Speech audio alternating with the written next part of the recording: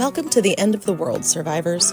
You're tuned in to the station, one of the last voices on the airwaves. I'm Harper, or as I've come to call myself, DJ Clueless, broadcasting from a radio station that somehow still hums with life. I'm no longer alone, but the work of growing food and establishing contact with others is endless. This is where we fight back, where we build back up again. I'll be your guide through the madness, sharing the locations of safe havens, theories and information about our new world, and the occasional existential crisis that comes with a zompocalypse. The world's gone dark, the dead outnumber the living, but many have started to rebuild some of what we've lost. The only real question is, what's next? Stick around if you're still alive.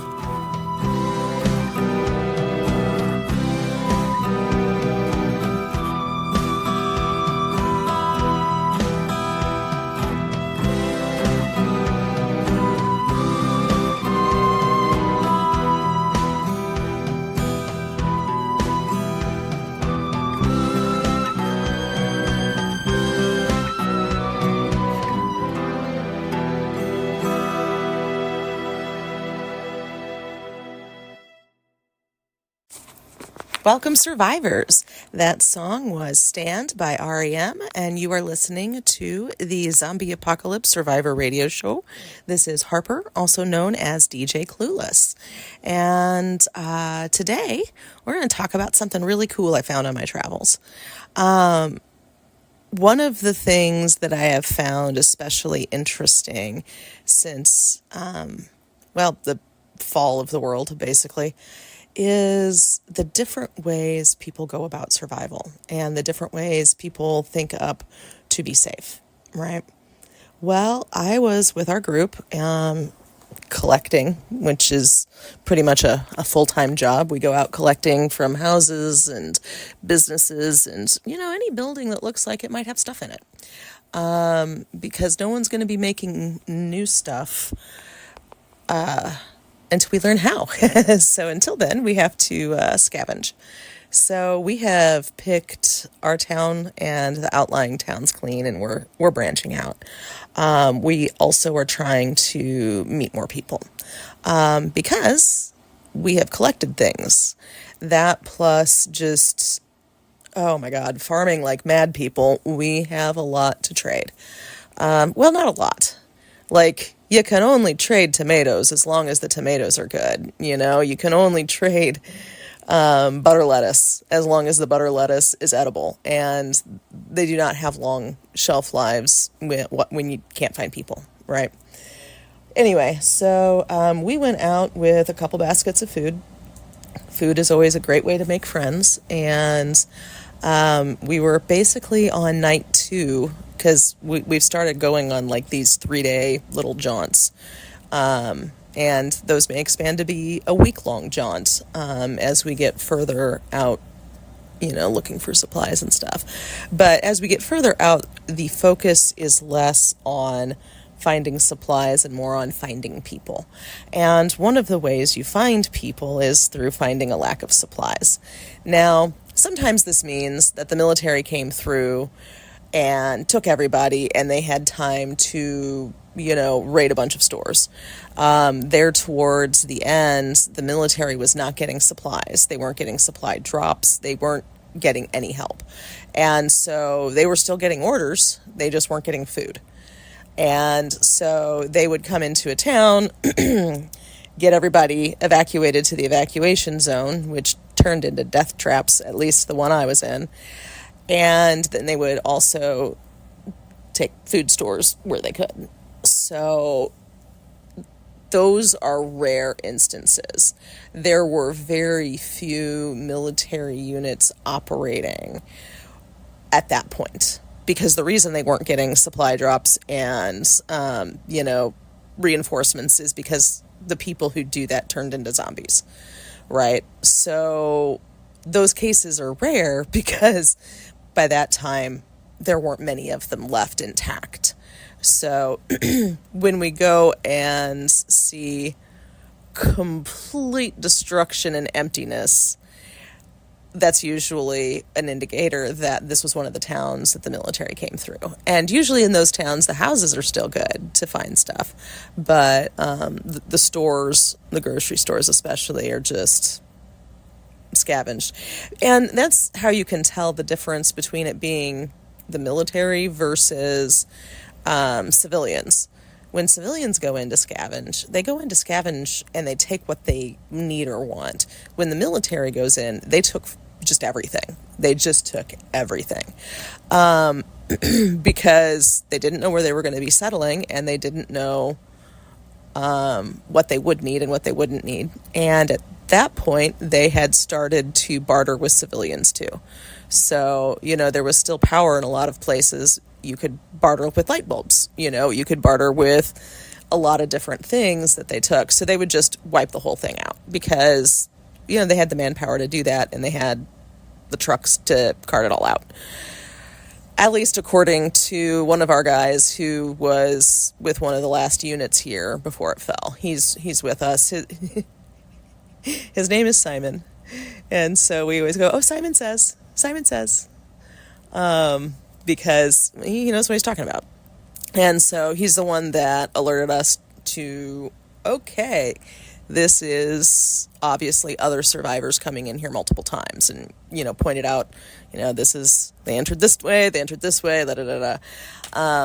One of those was like, dude, you shouldn't be in the military. You should be a crime scene specialist. And he said, nah, you don't need a crime scene specialist now these days. It was zombies. It's always zombies. It's the butler always did it. It's zombies. So Simon says that Goreville was not one of the towns that was evacuated. So we found some supplies, but not a lot. And one of the things that I've been checking is pharmacies. Have the pharmacies been raided? And if they have, usually that means survivors are nearby, or they're doing what we're doing. But honestly, we're just now getting here. So I doubt that we have others who are further ahead because, well, it's been a real hard time getting settlements together and just keeping them alive. So I'm not saying, oh, I am so advanced and so ahead of everybody. No, it's just we've seen a lot of colonies fall and a lot of settlements not survive. And so one that survives long enough to be stockpiling for winter, which I know sounds insane in August, but winter always comes, whether it's August or not. But that's what we're doing. We are stockpiling for winter. And it doesn't look like Goreville has been completely taken.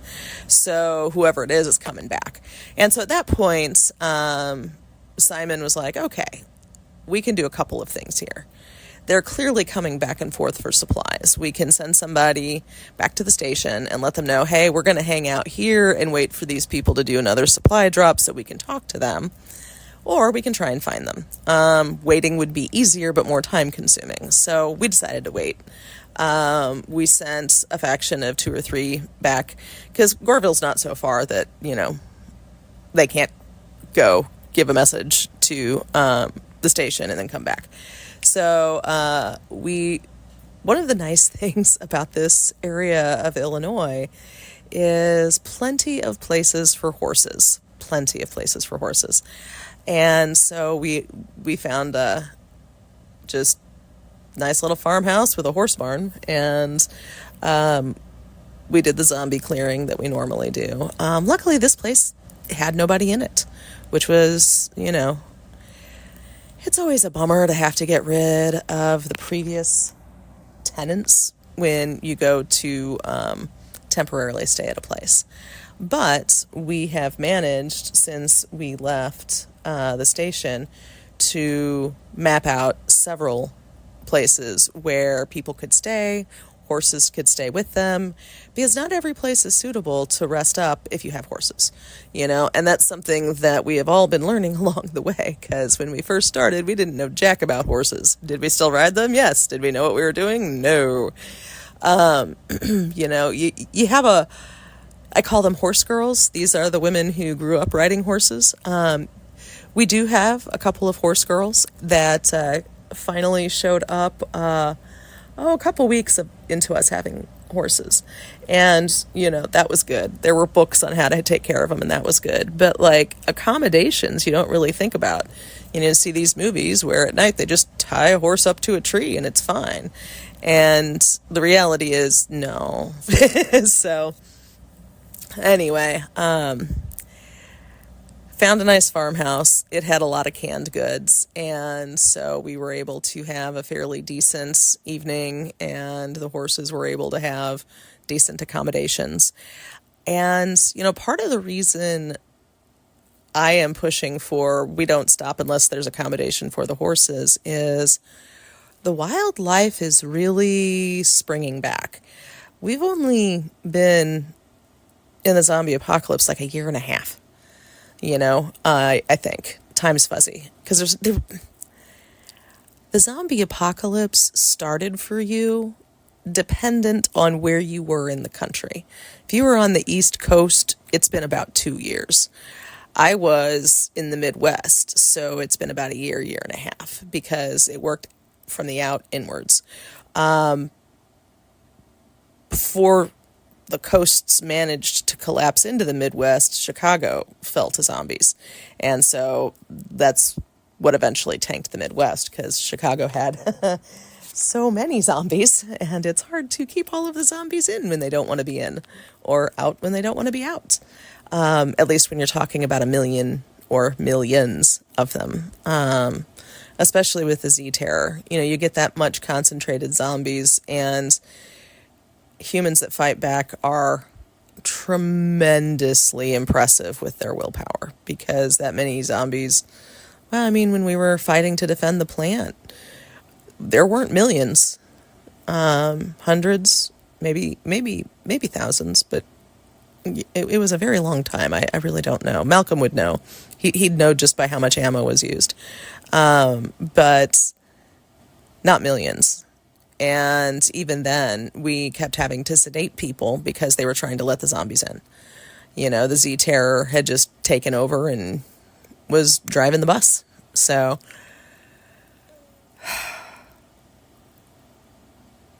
the whole point is it's hard to judge exactly when it started. You can go from the day the first zombie appeared, but most people did not experience their world collapsing until the zombies basically arrived close to their doorstep or the next door neighbors,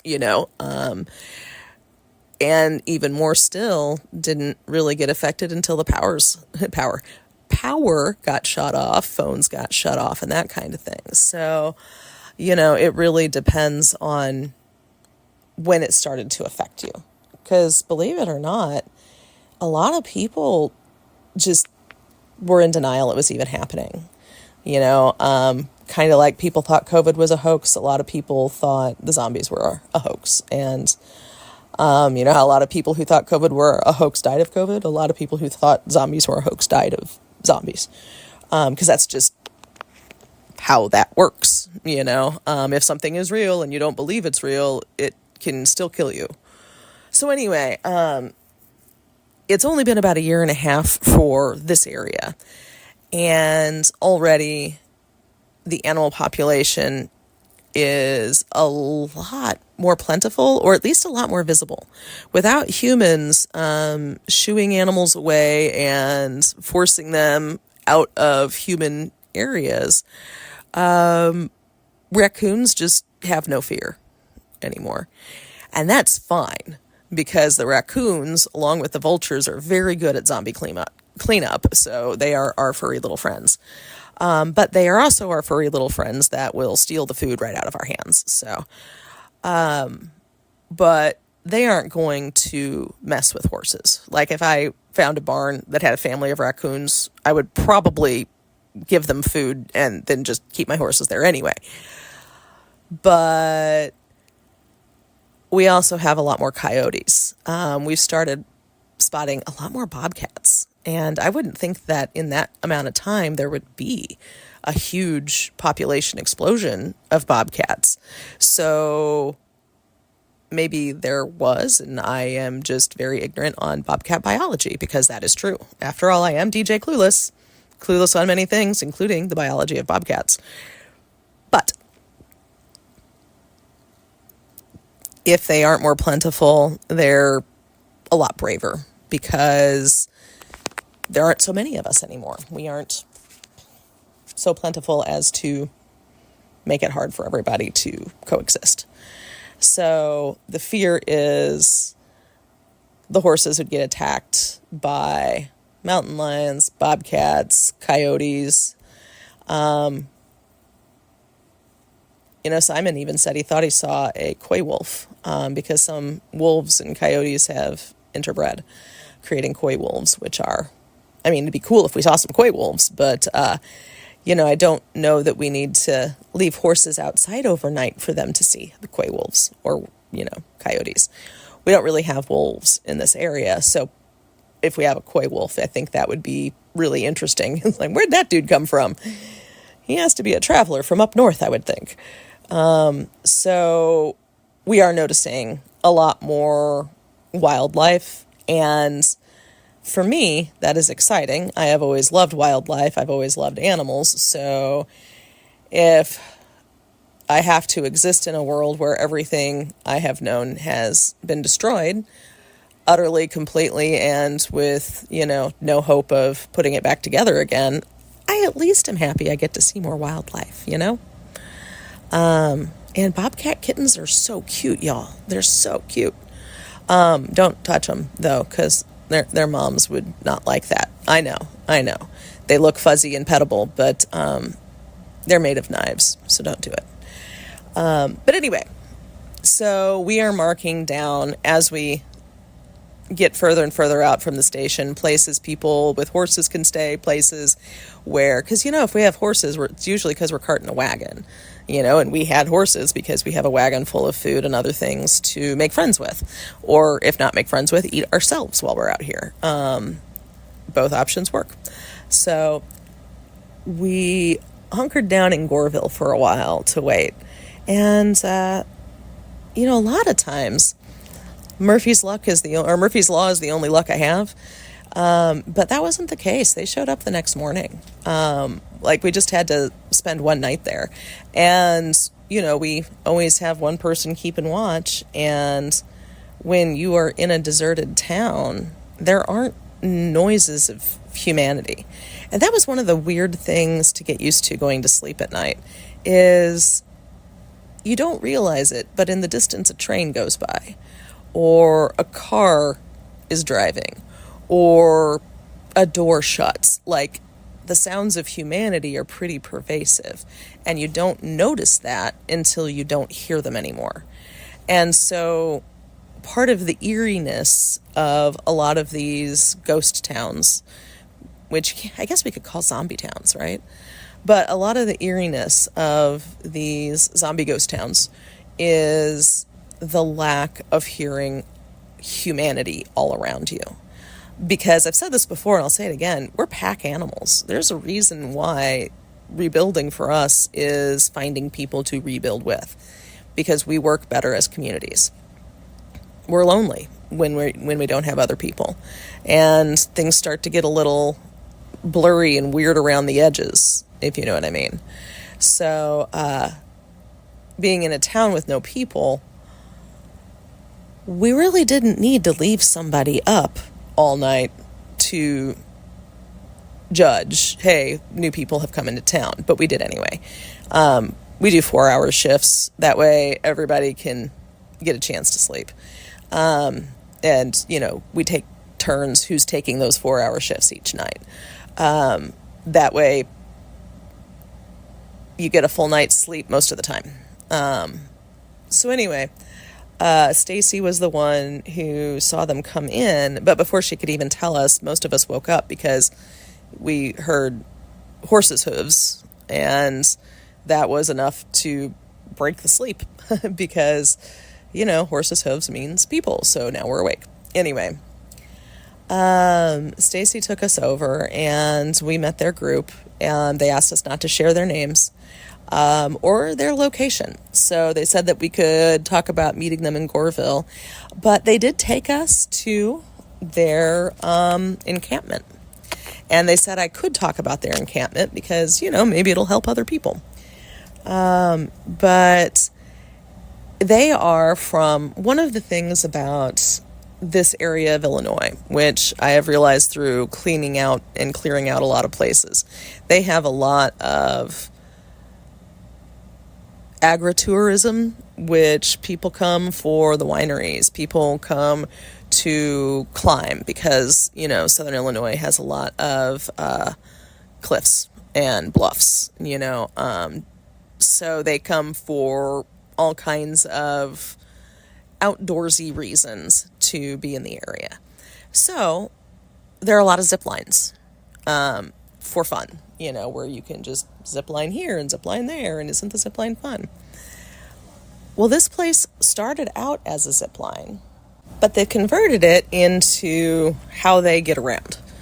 And what I mean by is, they have an encampment, and that encampment has a lot of cabins, and they have that encampment circled with makeshift walls. And because it used to be a place where they would do zip lining, they also had like sleepaway cabins. It's next to some kids' summer camps. So they have actually quite a big area with a lot of cabins that aren't supposed to have power. So how they get around, though, because they have a couple areas that are just zombie infested, they just zip line over them and to another area that they have secluded. So they basically have like several little fenced in pods that they zip line to. And one of them is where they grow food. They were happy to show us around. We got to zip line. It was super fun. But they also had a high ropes course there. And so they converted a lot of what they have with the high ropes course to basically zombie trap things and zombie proof things. They're trying to figure out the best way to make some tree houses and think less like, little kid tree house and more like Swiss Family Robinson tree house. So they haven't quite gotten there yet because the logistics are a little bit rough as far as building that stuff up. Most of the places that have those kinds of housing have equipment to make that kind of housing, is basically what they told us. But, one area they just have closed off with buses. They basically slash the tires on the bus, so the bus is too low to the ground for anything to crawl underneath it. A couple of them just didn't have tires at all. So I guess those buses were taller. I don't know. I didn't ask very many questions. I was just kind of trying to take everything in. And the buses are part of the wall. And, they have wire mesh around too. But, the buses are part of how they, keep people out or keep zombies out. They are not looking for new people. They feel like they are at capacity, so they are not at this time taking on new people. But we did talk to them, and if they run across any new people who are looking for settlements, we gave them some maps. And our maps are very rudimentary because they're hand-drawn. But we are able to be like, hey, this is where the plant is, this is where the station is, here's where some other places are, knock yourself out. But they said if they run into anybody, they will let them know about those camps. And they do have radios, they just haven't used them to keep in contact with anyone. So they will start using those to be a little bit more in contact. Because they do want to keep up with, hey, is a zombie horde headed our way? Because, again, when you have so many zombies concentrated, it can do weird things to humans. So knowing about it ahead of time helps us keep an eye out for people who may be exhibiting that final Z terror of, hey, let's just let the zombies in because I'm tired of being in suspense. So they were interested in that. So I think we could put them down as friendly, not welcoming. But honestly, I think knowing when you're at capacity is pretty smart right now. Everybody wants more manpower, but if you cannot feed and house the people that you're taking in, you know, you're doing more harm than good, because people don't like to be hungry. And I know that sounds like the most obvious thing in the world, and everybody should know that people don't like to be hungry. But if you take on more people than you can feed, everyone's going to be mad. And usually it turns into a bunch of hangry people fighting over scraps. And so you have to make sure that you have enough food for everybody. And the station's doing great. We have been growing and storing and growing and storing and growing and canning to the point where I just dream about it. I dream about canning things. I dream about fermenting things. I dream about picking things off of the vine. So yeah, it's been a lot, but it gives us plenty to trade with. And this is one of those trades where we gave a little bit more than we got, and I am okay with that, because what we gave is a lot of food, and food helps keep people alive. And my big thing is survive, survive, survive. Stay alive. So helping others stay alive is good. But we've established contact with them. We have given them how to contact us and how to listen to, basically the zombie weather report, because you need to know if hordes are coming. And got along great. I feel like it was, a great first meetup. They are happy to do this again, but they would prefer to continue to meet in Goreville. They are looking for more horses, but they did give us some of their saddles. They had more saddles than they could possibly use. Apparently, one of the extracurriculars that camp used to do was horseback riding. So they had a lot of saddles because they would take a bunch of people out. And so they only had about 4 horses. So they gave us quite a few saddles. So we were able to exchange all of our fruits and vegetables for a bunch of saddles. And we were pretty happy with that. Because like I said, there's nobody making saddles anymore. So all of the horse gear we can get, we're going to keep. So to that end, we're going to send another party to meet them in Goreville in about a week. And they have a lot more horse gear. So we're going to bring more of our stuff and do another swap. So I say this was pretty successful. They have also heard rumors of a few other settlements, but again, since they aren't taking on new people, they haven't really been seeking anybody out. I think through talking to me, they realized, oh, you can trade and barter with other communities. Okay. So they may stay isolationist. They may reach out more. I don't know, but we'll see in a week. We'll have a chat and see where they are. They seem to be run as kind of a collective. I wouldn't say commune because that's not what it is, but like they vote about what they're going to do. And I think that's part of the joy of having a small settlement is everybody can get a voice. Everybody can vote on what to do next. And that's pretty cool. So yeah, all in all, it was a good trip, and I feel like we got a lot out of it. But we're gonna go back out a little bit later. We're trying to work our way. Our plan is to have access across the river in the south, which a different group than me is working on. And I am working on going north and then west to get to some bridges that cross the Missouri, like in Chester and near Cape Girardeau.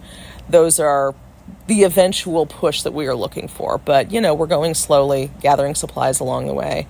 But, a lot of the bridges were blown up. So we're hoping to check the bridges and see if they can be repaired, if they're still standing, all of that, and what we can do to make trade across the river a little bit easier.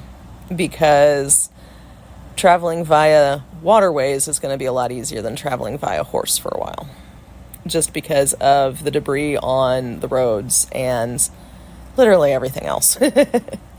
There's not a lot of zombies on the river. It's nice. Anyway, thanks for listening. This is Harper, and if you're still out there, survive, survive, survive. Things are going to get better.